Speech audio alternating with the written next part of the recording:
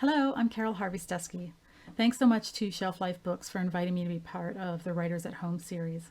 My debut poetry collection is called Rump and Flank. It's published by New West Press. Here is our juicy, delicious cover. It was just released on September the 1st. And you can check out my website at carolharveysteski.com for more information about it. Rump and Flank explores bodies in nature's many incarnations, so humans and plants, animals, insects, and states of matter, and what those bodies go through and endure.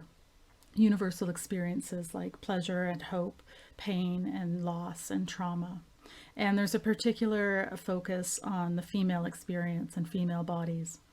So while there's some dark subject matter, there's also an eclectic mix of humor and pop culture, some nostalgia and nature. There's the Tin Man from The Wizard of Oz. There are some Sesame Street characters referenced, and there's a poem about the Toronto Raptors. And then there's some quirky characters like oysters and shark's teeth and mosquitoes and cherries and pomegranates. So, oh, and there's some sex. So there's really something for everyone. If you pick it up, I hope you enjoy it. And I'm going to read a few poems from the collection right now. The first poem I'm going to read is where the title of the collection comes from, A Rump and Flank.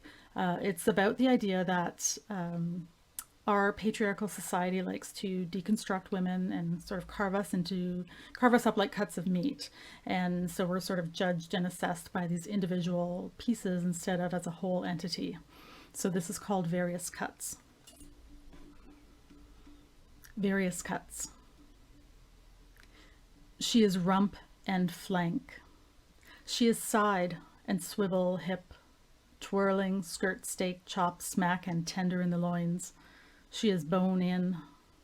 She is marrow soft and baby back. With lily-livered open eyes of round, she is all ribs, all tongue tips and shoulder blades, and wings made of fascia, flayed. The title of this next poem is rather self-explanatory. It's called Weaning Off Antidepressant Early Days, and although I can imagine that many people are going on to antidepressants in this past nightmare of the year and a half, but if you are planning on weaning off of them for some reason, you should definitely do so with the supervision of your doctor. I did not do that, and this poem is the result. Weaning off antidepressant early days. Someone call the fuzz.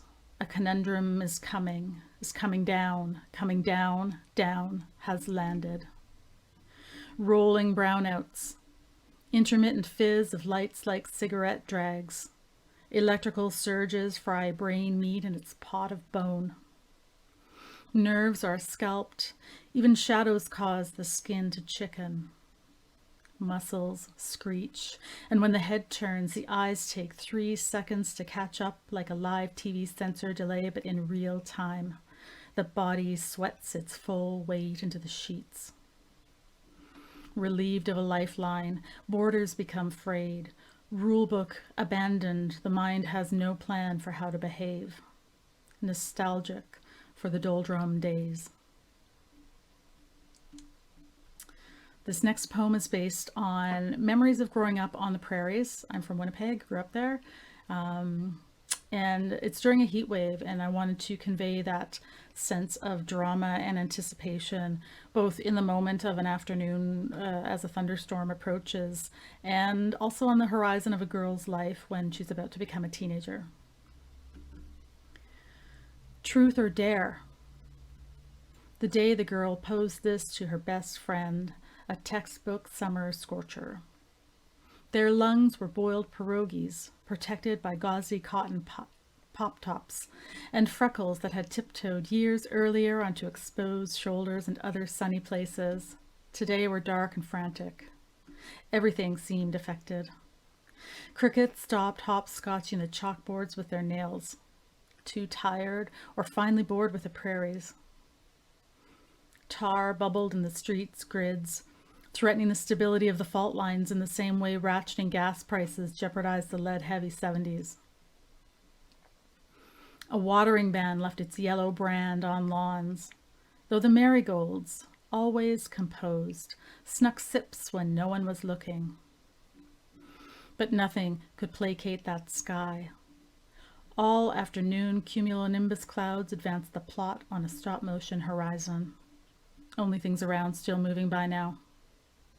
Foreshadowed looming teenage years, those dueling themes of relief and dread blooming to a head. Dare, she whispered. And this last poem is a short one. Growing up, angel food cake was a staple at every birthday, and I like the ceremony of that. But also this poem is about language and sort of the wonderment of language when you're young and you're discovering new words and their meaning. Angel food cake. You spent every childhood birthday at this cherry mouth of memory. Angel food, the very name conjuring mystique. Communion of your young life's occasions, its sponge dissolved like a salve on your tongue, and you wondered, am I an angel then? Thanks. Thanks for listening, and thanks again to Shelf Life Books. You can visit my website at carolharveysteski.com for more information about the book and where to find it. Obviously, Shelf Life Books, but also other locations as well, and find out a little bit more about me. So thanks again.